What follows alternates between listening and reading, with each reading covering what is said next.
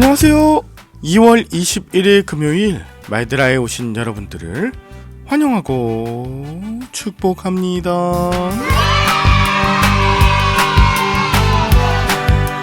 어제 목회자 수양에 잘 다녀왔고요. 즐거운 시간 보냈습니다. 오며 가며 차 안에서 수련회 온 것과 같이 미친듯이 찬양을 부르기도 하고 웃고 웃다가 시간이 너무 빨리 갔어요. 그래서 이거는 하루 갖고는 너무 부족한 시간이다 싶을 정도의 그런 시간이었는데요.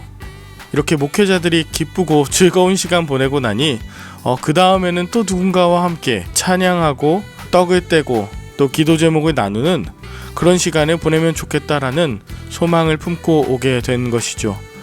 모쪼록 안전하게 잘 다녀올 수 있도록 기도해 주셔서 감사하고, 앞으로 날씨가 풀리게 될 때 좋은 분들과 좋은 곳에서 좋은 대화들 많이 나누실 수 있기를 바랍니다.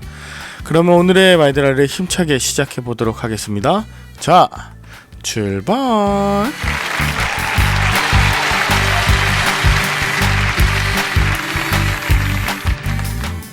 어제 목회자 신년 수양에 잘 다녀왔습니다. 오며 가며 차 안에서 이런저런 이야기를 했는데요. 이번에 우리 박미아 전사님, 우리 북로에 전입을 하고 그리고 이렇게 시험 같은 걸 보게 되는데 논술이 있습니다. 미리 문제를 알려줬는데 여러분, 문제가 대단히 어려워요. 예를 들면 그냥 신앙생활 하는 것과 목회자로서 이 길을 걷는 것은 어떤 차이가 있습니까? 교회를 다니고 목회자로서 산다는 것의 의미에 대해서 물어보기도 하고, 현재 정치적인 상황을 해석하는 다양한 모습들이 있는데 교회 안에 정치적인 견해가 다를 때 우리는 하나가 될 수 있습니까? 어떻게 하나로 이끌어야 됩니까? 문제가 굉장히 많습니다. 혼자 신앙생활 하는 분들이 코로나 이후에 많아지지 않았습니까? 나는 교회는 안 나가지만 나는 종교적으로 내 신앙을 지킬 거야. 그런 분들이 많은데요.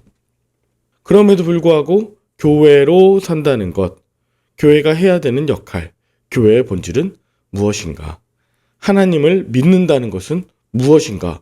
오며 가며 그런 대화들이 주로 이제 오고 갔어요. 여러분 어떻게 생각하십니까? 혼자 기도하셔도 되는데 왜 이 새벽 재단에 나오셔서 기도하시고, 유튜브 보면서 그냥 예배 드리셔도 되는데 교회 예배당에 나와서 예배 드리십니까? 그냥 기도굴에 들어가서 말씀 묵상하면서 신비적 체험하면서 혼자 수도하셔도 되는데 굳이 교회에 나와서 여러 어려움과 연약함들을 보시면서도 신앙생활을 하시는 이유가 무엇입니까?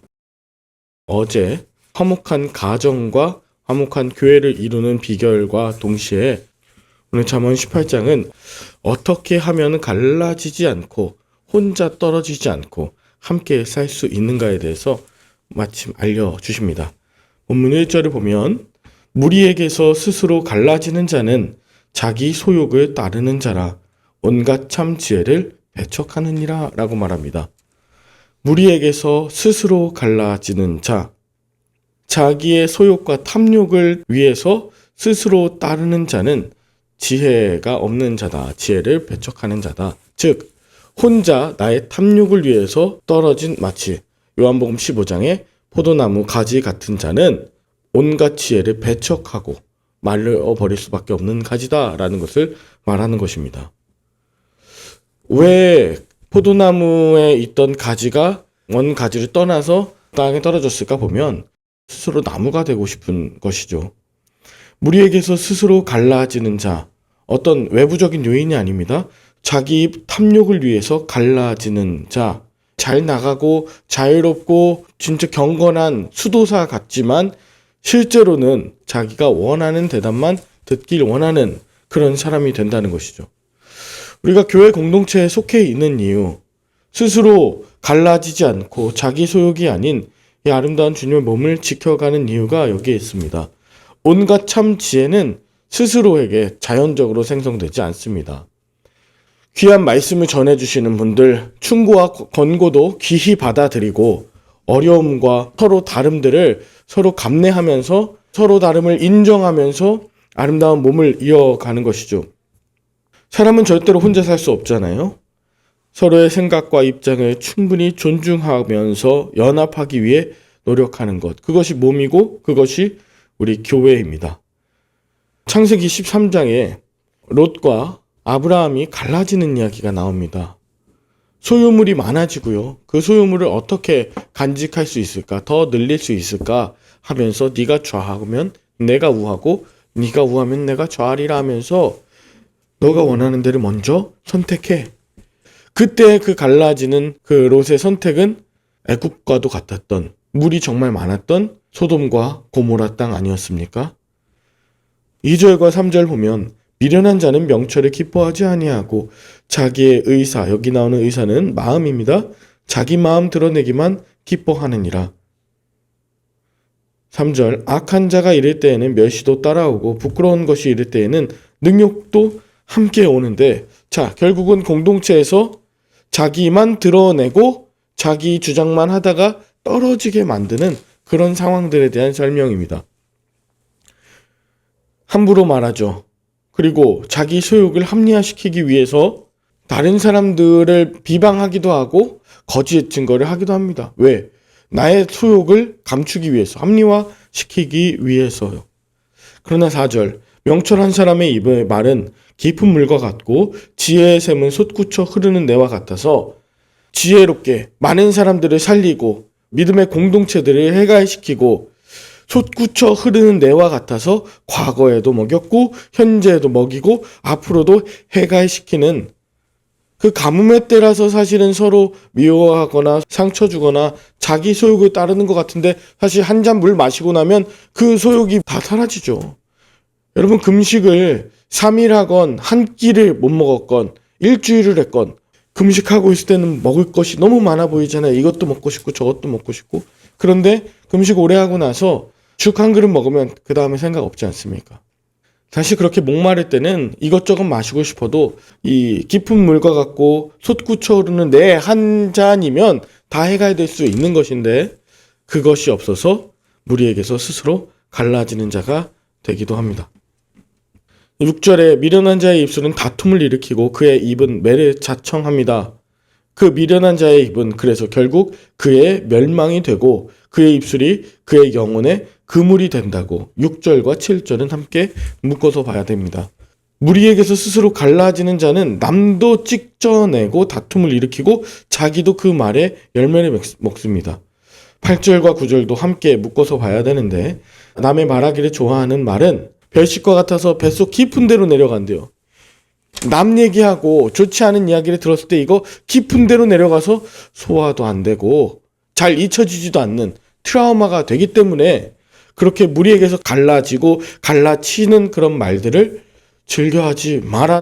9절에 자기의 일을 게을리하는 자는 패가하는 자의 형제니라 라고 하면서 게으르니까 일을 하지 않고 남을 쉽게 평가하고 남의 말을 함부로 하면서 자기 소욕을 따르면서 갈라치는 이런 일들은 결국 패가하는 자의 형제가 된다 합니다.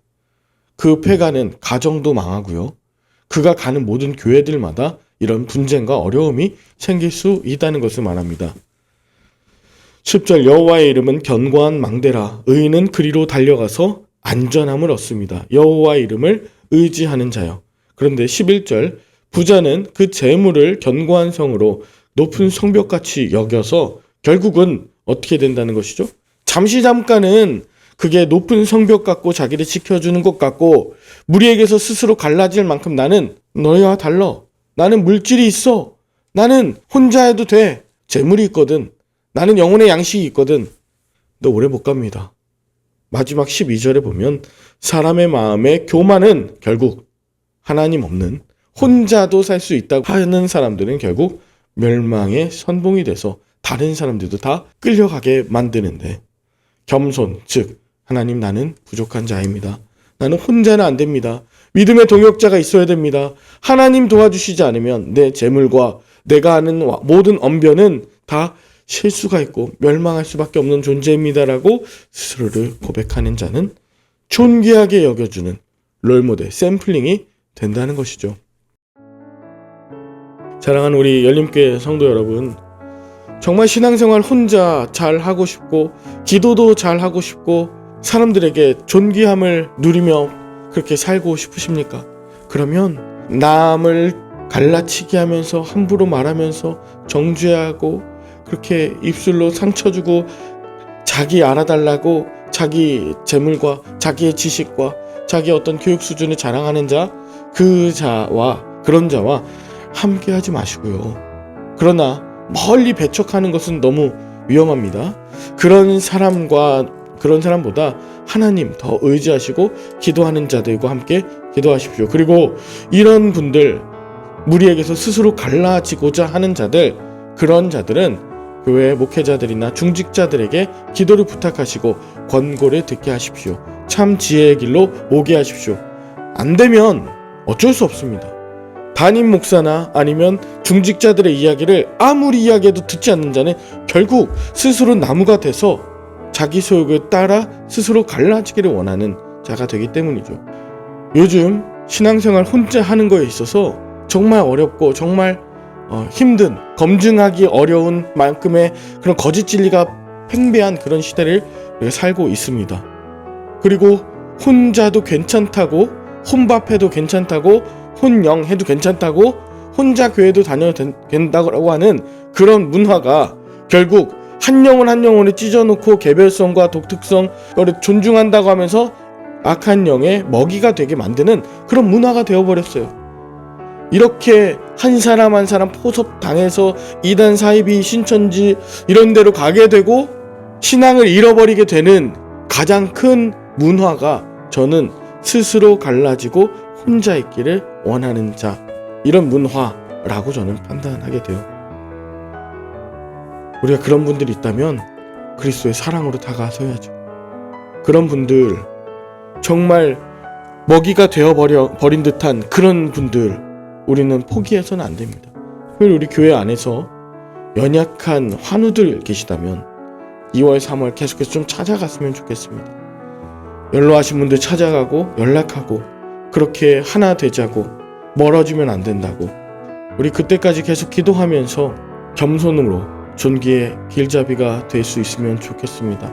오늘도 그렇게 많은 분들에게 롤모델 샘플링이 되어주시는 그런 저와 여러분들의 복된 하루 될 수 있기를 간절히 축복합니다. 기도하겠습니다. 하나님 아버지, 우리가 스스로 모든 것을 다 할 수 있다고 착각하지만 하나님, 우리는 선한 자들과 함께 연합을 하며 믿음의 공동체를 이루는 교회 없이는 살 수 없는 그런 연약한 자임을 겸손하게 고백합니다. 주님께서 붙들어 주시지 않으면 재물이 무슨 소용이요, 내게 있는 현재 명예와 인기가 무슨 소용입니까?